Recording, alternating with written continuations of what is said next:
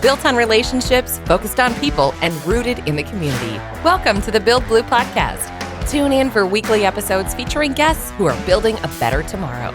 You'll hear inspiring stories from industry leaders, business owners, community partners, and our team members. The Build Blue podcast, where construction comes to life. An Apex Construction Group production. Welcome to the Build Blue podcast. My name is Jess Blaze with Apex Construction Group, and today we are joined by Macy Anderson from Blethen Berens. Thank you for coming on the podcast. Thanks for having me. Absolutely. We'll start by letting you tell us a little bit about yourself and your background, and then we'll get into some of the meatier questions. Sounds good. Well, I'm Macy Anderson. I'm an attorney with Blethen Berens. I've been with them full-time almost 2 years now. I think I have to credit Andy Wilkie for this term, but I'm a boomerang. So I grew up in Eagle Lake, went to Eagle Lake Elementary, went to Mankato East, left for college at the University of North Dakota, and then came back, did law school in the Twin Cities. And like I said, right in the middle of the pandemic, or the start of the pandemic, I found my way back here and have been here almost 2 full years now. So. Well, we're glad to have you back. Yes. And yes, Andy, that was the first time I had heard that term when we had Andy on the very first episode of this podcast, and he called himself a boomerang, and I was like, I don't know that I'm familiar with that term. I hadn't, but I use it all the time now. It's a great way to very accurate. To describe leaving and then coming back to a community. Right. So we start each episode with the Apex Icebreaker. And so we have to ask, if you could open and run any business of your own, what would it be, Macy? Oh, man. I think probably a wedding planning, event planning business. So I love weddings, love parties. And I love planning. I'm a meticulous planner and spreadsheets and scheduling and things like that. So probably wedding planning, just getting to help people with such a fun day and coordinating everything. It sounds like you'd be great at it, too. That's like all the skills, all lining up. I love doing all the planning, so take it off somebody's plate. Awesome. That's probably what I do. So we want to focus today on this episode a little on your career and your experience as a young professional in the Mankato area. So let's talk about what it's been like starting your law career in this community. Yeah, so it's been fantastic. I didn't ever leave expecting to return, never left and said I would never return. It was kind of, I have a mentor who now works in my firm, Julia, and had conversations with her and got an internship one summer and then got a full-time offer and came back, and it has been spectacular. I think my favorite part is that I get to make an immediate impact. I get to jump right in and get 2 feet in. I have my own clients. I get to work with local businesses, and I get to grow at a really fast pace with really good mentorship. And because while it's a big community and a growing community, it's still, the legal community is small and the business community is supportive. So I've gotten to jump right in, get my hands dirty, get my own clients. And it's been super, super fun to start and to learn from the business professionals. So that's awesome. I'm so happy for you. And you brought up mentorship. So we're going to jump ahead a couple of questions here. I recently read an article, and it suggested that professionals should seek a mentor who is older than them or has more experience than them, as well as a mentor who is younger than them, to get that perspective of a different generation. So I want to ask you if you see value in that advice, and if you would ever consider, as a young professional, acting as a mentor for someone who's been in their professional world a little bit longer. Yeah. That's interesting. I haven't heard of a younger mentor, but I mean, when I think about who I look for in mentors as a mentee, I look for experience and I look for someone with passion and the skills that I want to have moving forward and who has that vision. And that typically for me has been people with more experience who have kind of, walked that path and can help bring me through. But if I think about all the traits that my mentors have had in terms of being intelligent and driven and innovative, I think you could have that in a younger person. And it might be helpful to have a younger mentor who, I think of, if I'm not that old, but I don't understand TikTok. I don't. So if somebody asked me, or if I were trying to build a TikTok presence, I don't think I would know how to do that as well as somebody younger than me. So I think tapping into the skill sets and the perspective of someone who's younger could be super helpful. It's a little bit different context, but I work through the YMCA as a school-based mentor. So I have a first grader that I meet with once a week and have lunch with her, and it's just, we play Uno and eat school lunch, and I get, turkey and on a cloud or whatever it's called. on a call. Is that the mashed potato one? Yes, with the gravy and the bun. So I go once a week and do that, and I never saw that as a super formal mentorship, but I've learned a lot from her.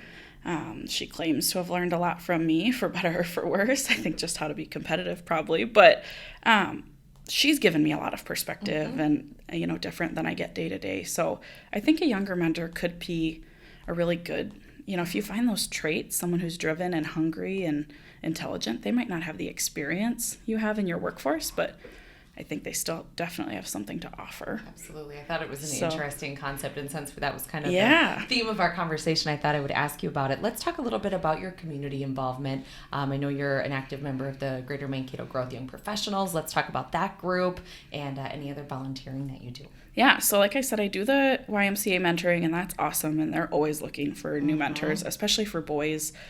I'll put a plug in because I know their waiting list for mentors for young boys is like 7 or 9 months the last time I heard. So that's been fantastic. I'm on the board of Twin Rivers Council for the Arts. So that's been a super exciting opportunity. They helped, put up the silo art and help with the city art walking sculpture tour and different, just art-based events in the community. And so that's been awesome. And that's an opportunity, I think, a benefit of this size community is I can get on a board fresh into my career, and they don't want me, they trust me without having a bunch of experience. So that's an excellent way to promote arts and culture in Mankato. The Greater Mankato Growth Young Professionals has been fantastic. I was kind of pushed into that through work. They said, we want you to get connected and get involved. And so I said, okay. And what that's taught me is even as a local, I think of myself as a local kid, I had no idea the business community that existed here. When you're 15, 16, 17, your scope of knowledge and familiarity is very limited. I always said I know the streets. I know the fastest way to get from one side of town to the other, but I had no idea the breadth of businesses we have here and the professional expertise and the experiences. So the Young Professionals has been great to connect with people socially and professionally, to meet people I might otherwise not cross paths with. If they're not coming into my office and not calling me about work, then I don't know that I'd, necessarily meet them. And I've got familiar faces in town. So it's just nice, especially post-COVID, getting back out and seeing faces and meeting people and getting connected, getting referrals for business or just, people, a trivia team that's emerged out of the Young Professionals. And so it's been awesome socially and professionally. To be able to work with that group and I think we have more than 150 members. That's ages amazing. 21 to 40. So it's been awesome, and we're growing every month. So that's really exciting. I know that we have a couple gals in our office who Yes. are involved in Young Professionals too, and it's just such a great way for people who are coming here for Yes. their first or second career, Right. or people like you who boomerang Yeah. back to Mankato, Right. to kind of get that different scope or different perspective on what's happening. It's awesome, especially for professionals that maybe are working remotely. I mean, there's an increasing number of people now that work remote. They might be working for a company out of the Twin Cities, but they still want a chance to connect with people and get out, and they can come to YP events and work from home and then, still get involved in the community. And that helps with retention too, because one committee that I'm on that came out of the YPs is a talent retention initiative, which is really working on how do we keep all the great young talent. I mean, we have 4 institutes of higher education here in town. How do we keep those people here and create a community where they feel like they're valued and important and they've got a place? So that's a very new committee, but it's a passionate group of people who are saying, we've got a great community, and part of keeping it great is growing and making really good use of the talent that's here and wanting people to come and stay, or boomerang, live here and then come back. Attraction and retention are huge. Absolutely. Is that through Greater Mankato Growth as well? Yeah, so it kind of spurred out of our Young Professionals. I was on a professional development committee, which is part of the YPs, and we had a group that was just, we have a lot of college students here. How do we keep them here? How do we keep them here for internships, get them connected with employers, help them realize that socially there's a lot to do. It's a great place to start and raise a family. How do we keep them I'm from the cities. I came down for 4 years, and then I'm going to, head back to the cities. So that's, like I said, a new group that kind of grew out of the YPs that's geared at, what does it look like to create a inclusive and attractive community. And how do you show those youth, those college students, what it's like beyond the college experience here? Right. Because it is different. Yeah. Once you're done with college to live here. And how do you show them and communicate that? Right. I imagine is something that's on your radar with that committee too. Yeah, life outside of campus. It can be hard sometimes when you're in that bubble. And being from here, I don't see it as a bubble. I go to campus, I leave campus. Yep. But if you're, 22 and you've only seen campus for 4 years, let's get you out to Minneopa and to downtown, to Songs on the Lawn, to, YP events. And there is existence outside of college. Yes, there is. That's awesome. What's your favorite sculpture this year? I've only seen the downtown ones. I have not seen the North Mankato ones. So, I'm referencing out the window if you're watching on YouTube, because there's sculptures in the park right outside the window. There's a couple that I really like. The giant fish. Yes. Love that. He's it's so cool. The colors are fantastic. They're vibrant. And then my other one is the Prince sculpture that's in front of the Century 21 Atwood Plaza. That one's hard to beat. It's exceptional. And, it's so big and bold and bright. And when you get up close and you really start looking at all the elements. Yes. And thinking of how they relate to Prince's career and his life in Minnesota, and there's references of song lyrics. Yes.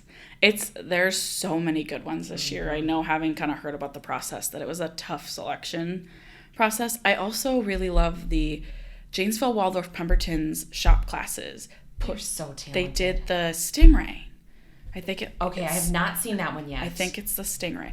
It is exceptional. It's fantastic. So talented. And it's a great way. I mean, what a great way to integrate students into, here's what life can look like in these professions and the cool things that you can do beyond, with those skills, and connecting them, because they're part of the greater Mankato community. And it's just getting young people and young artists and creatives I love the whole tour. This year I would venture to bet this year's one of the best ones. It's very good. And I think I say that every year. Yeah. Right. These are the best sculptures we've ever had. But I remember I moved here 15 years ago. I'm dating myself a little bit. But so I remember the first year they did it, it was like, oh, this feels like big city. And this is like really urban and really cool. Right. And I'm grateful for the volunteers and the people who have invested so much time and thought into continuing it and continuing to evolve it and make it even better every year.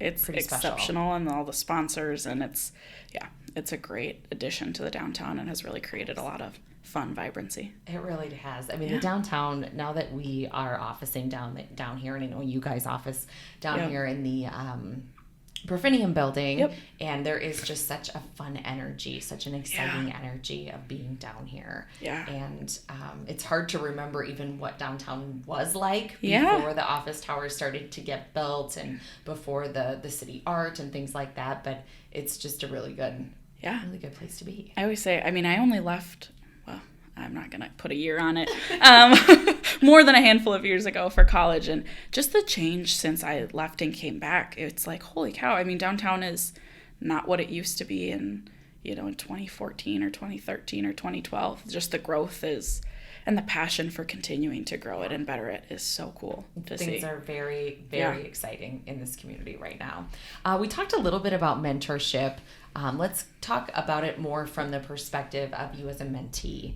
Working with Julia. We did have Julia on the podcast a few episodes back, and she was fabulous. And I really appreciated her candid discussion about balancing things in a professional life as a working mom. And I think her phrase was, I asked about work-life balance, and she's like, I hate that term. Yeah, she hates that. There's no balance. And I was like, that's perfect. So let's talk about mentorship and how that's contributed to your success. Yeah, so, I mean, Julie, I've known her son and my brother played sports together, so I've known her forever. But all my mentors, I think it's just important I don't have all the answers, and I don't necessarily know the way. I don't have a lawyer in my family, and so whatever you're kind of searching for, whether it's career advice or just life advice or family struggles or whatever it is, I think it's important to have someone that you can just be candid with and have no stupid questions, no stupid answers, just being vulnerable and having an exchange of thoughts and ideas and help them kind of build your path for you or showing you options. And so Julia's played a huge role in my career. And I just look for someone who's passionate and who's going to challenge me and push me and tell me no, or tell me to change my perspective on things, or give me, critical feedback or critiques, because it betters you, and it allows me to kind of take the steps I might not be willing to take on my own, knowing I've got support behind me. So mentorship's been critical. The firm is really good about formal mentorships, but I think informal mentors, I have a college professor that I maybe talk to her once a year, but it's such an impactful conversation once a year to just say, here's where I'm at, here's what I'm struggling with. You don't see me day to day. What do you see from your 50,000 foot view, or what you know of me? So many mentors, I think, you can never have too many, and they might play different roles in your life. I know that if I've got issues on this type of thing, I go here, and that type of thing, I go there. So you can never have too many good guiding lights in your life. Absolutely. And I think in your life. It says a lot about you too, being open to all of that feedback, because that can be a tricky thing or a struggle sometimes if it's not the answer that you're hoping for or expecting. Right. So I think it says a lot about you as an individual, just being open to receiving that feedback and realizing that you don't always have the answer. So good for you. Well, and I think too, starting your career, law school didn't teach me everything I need to know about being a lawyer. That might be breaking news, but to anybody that works in that, it's not. Any job, college and higher education or training prepares you to an extent. Sure. But those intangible skills, those things that just come with doing it day in and day out, you can't get from a textbook. You can only get by doing. And with any learning curve, I think having a mentor helps to kind of lessen the burden of that learning curve. They're still going to let you make your mistakes and help you learn from them, but you just get some of those intangible skills that I think you just can't absorb through a textbook. And so it's been really valuable. And for any profession, I think it's important to have formal or informal, just someone to be able to bounce ideas off of. So that's huge. Absolutely. You and I actually just had a conversation recently about creating a will. So we're going to get into just a little bit of your law profession. Can you talk about why it's important to have a will and kind of what that process of creating one looks like? And I don't even know if I'm using the right term when I just say will. I don't know if it's like estate planning or living will. So I'm going to let you take it from here. But let's talk about, and I know it's not like for me to be asking, this is not a fun thing for me to talk about because it makes me think of sad things, but it is something that's important. Yeah, so estate planning is a big kind of chunk of my practice, and the phrase can kind of get overwhelming to people when they hear estate planning. A lot of people think, well, I'm not a millionaire, I'm not Prince, I don't have a bunch of assets, and but estate planning is really just evaluating what happens in the event of death and what happens in the event of incapacity. Or how do I build my legacy for when I'm gone? Or how do I protect those that I care about? So a will is a big chunk of that. It's what most people think of when they think of estate planning. And what I start to tell clients is everyone kind of has a will, whether they know it or not. And what I mean by that is if you don't have one written down with your preferences and you die without one, your loved ones are left to distribute your assets based on what the legislature's kind of laid out. And that might not be what fits you best or fits your family or your life best or your wishes. So a will is just a chance for you to say, here's what's important to me. Here's the who is going to get things, who's going to handle things, who's important in my life. What do I have? What do I want done with those things? Whether you've got a family cabin that you really want to keep in the family, how do I make sure that it stays in the family for generations? Or, I have a charity that I'm really passionate about. Charity donations are not default usually under statutes. And so if you've got something if feeding our community's partners is really important to you, let's make sure that if you want some of your assets to go there, that we account for that. Your kids, if you've got loved ones with disabilities who we need to protect, or you've got young kids that we need to make sure if something happens, to their parents, that they've got somewhere safe to be and people that are the folks that you want to take care of them. It's not a fun conversation to have. And I have a lot of clients who come and are in tears by the time we get done talking about it. Tears in my eyes. Yeah. Because I tell people I deal in worst case scenarios, which is really hard. But my job is to help say, I'm not saying you're going to need these tomorrow, but I'm saying that if it happens tomorrow, your loved ones are going to be so much more thankful. Yeah. I mean, it's more of a gift for your loved ones and a gift for your own peace of mind. So it's a tough conversation, but I always tell people I deal a lot in death and taxes. So the inevitables, and sometimes it's a process. Sometimes it's that first meeting. We just talk about it. Mm-hmm. We put some thoughts in your head. They go home, have conversations. You cry, you curse that lawyer who made me think about a worst case scenario. But my big philosophy in my practice is I'm going to educate you on what's going to happen. What's going to happen if we don't? What's going to happen if we do? And then if you go home and say, I hear you, Macy, I don't want to talk about it right now. Okay. It has to be your choice at the end of the day. Mm-hmm. But if you want to move forward, then let's take it chunk by chunk and as manageable of chunks as we can do. Some people come in and they throw it on the paperwork and they say, that's what I want. And I say, okay. And I go to work. Some people want, take multiple meetings. Let's talk about a different thing at every meeting. Let's talk children. Let's talk assets. Let's talk, family cabin. So it's a process that's a bit mystical for a lot of people because this is not what we talk about around the family dinner table, most people. I have some clients, believe it or not, that, I had some family-ins with young kids to sign their estate plans. And clearly they had talked about it because the young children were talking to me all about the documents, which is not the norm. But it's not what we talk about at a Sunday family dinner. And it's not fun to think about a worst case scenario, and people don't like it when I say, what happens if this happens and what happens if that happens, because that's human nature. We want to live our life in the present, but in order to live your life in the present and enjoy all those moments and have the peace of mind to do that, let's make sure we've settled the what ifs and kind of taken care of that and given you the peace of mind and the peace of mind for your loved ones, because grief is hard for families. And you can't start grieving if you've got to sort through people fighting and people disagreeing. And I've got a probate where somebody died without a will. We're 2 years in, and it's just now getting resolved. And they haven't started grieving yet. And, grief is enough on its own.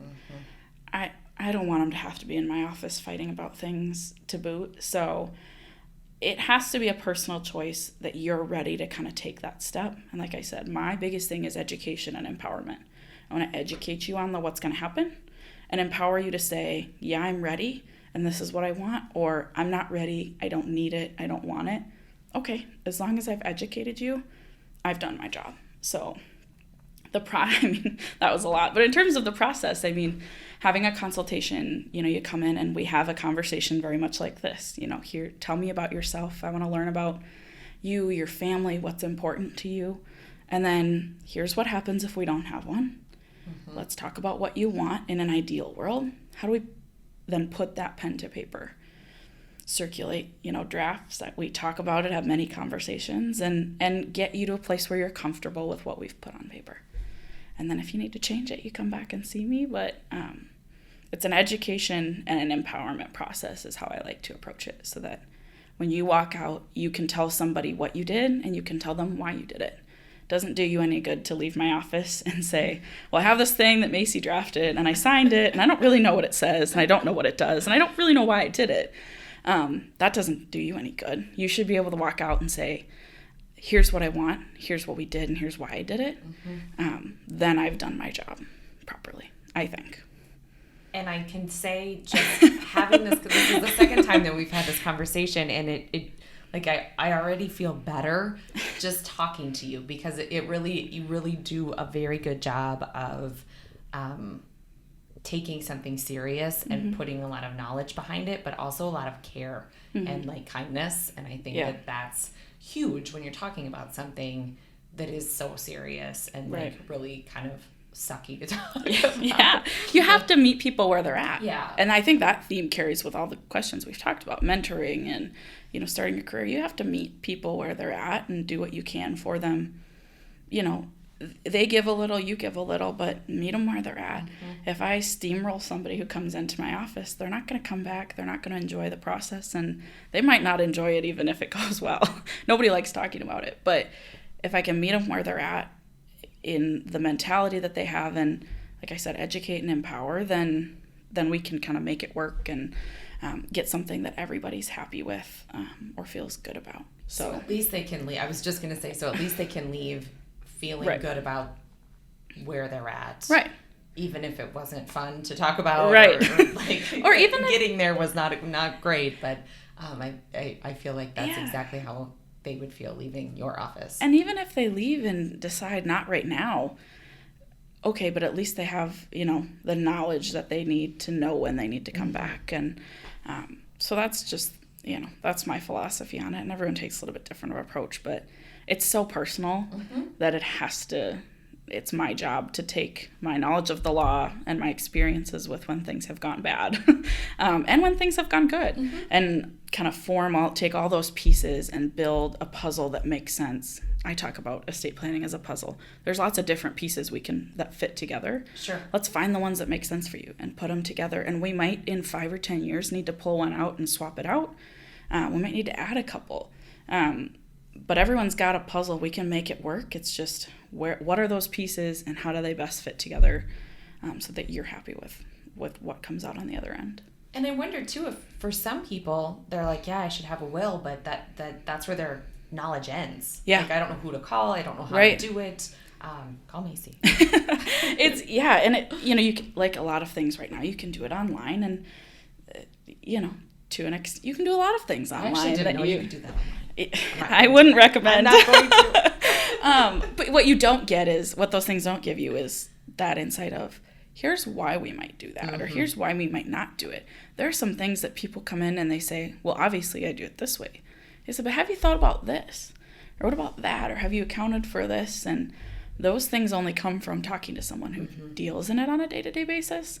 And so we can, work with you to, like I said, get you the knowledge you need to find the decision that works best. And when you're ready. Sometimes we have parents and children. Sometimes we have, a son or daughter bringing in mom and dad and saying, it's time. We need to talk about this.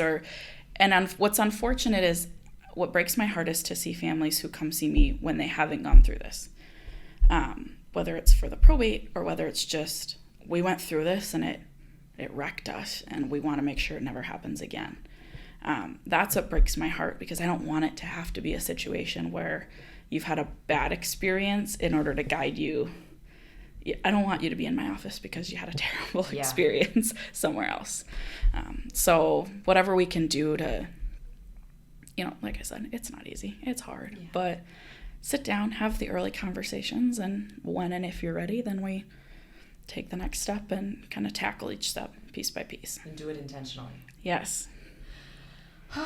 This has been just so great. So I'm like, what else this is not going to be a popular. Let's talk about diet. No, I think it's great, because I think it's a conversation that's hard to have. But if you find someone that you can have it with, that can make it make sense, and you can feel good about it. Right. Yeah, it's not a super fun topic, but I've appreciated your insight on it, and I think our viewers and listeners will too. So. Yeah, businesses too. I mean, another piece that we don't often talk about is we have a lot of agriculture in this community and a lot of business owners. That's really hard too for business owners often to talk about. What happens when I'm ready to step away? That's a part of estate planning or business planning too, is how do we succession plan? What happens when I'm gone? You've built such a fantastic business, a fantastic legacy.